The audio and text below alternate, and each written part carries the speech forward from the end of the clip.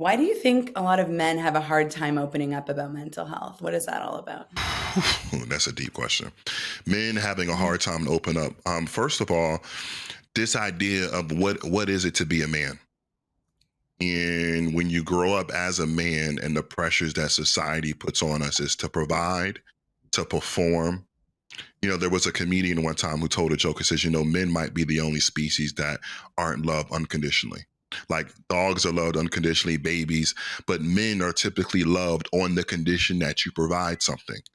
So our value as men is typically tied to what we can provide. What can I do for my partner, for my friends, for my family? It doesn't have to just be financial. It can be a bunch of things, but financial is usually a big part of it. Performance and providing. And then when you're in a position where you lack confidence in your ability to provide or perform, that affects you mentally. And then as men, you're told things as a boy like, don't cry or man up. Those are probably two of the most harmful things you can ever say to a young man, because it teaches us to suppress our emotions, to bottle the emotions, just to pretend that we're okay, because we have to live up to this idea of what it is to be a man. So I have to be strong for my woman. I have to be strong for my mom. I can't shed a tear.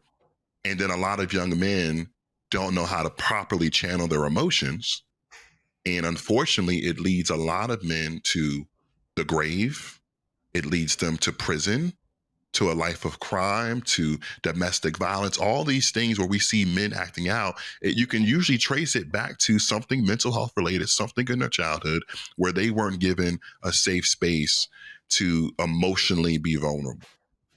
And so that's why I think it's so difficult for young men, is because we haven't been given that many safe spaces. And then obviously me speaking as a Black man in the BIPOC community, that much more so, because now you're in a marginalized community. So it's even harder for you because you're a minority and there's a bunch of things that come with that.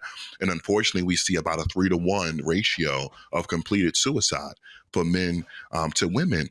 And so, my hope is that we continue to see spaces created for men to know that it's okay not to be okay. You don't always have to have it figured out. You don't have to have this pressure put on you. And I want to see more women creating that safety net to allow men to be emotionally vulnerable. Because of that has led to a lot of us being the way we are today, where we're stoic, where we don't show emotion, and we don't necessarily know how, because we were never taught to.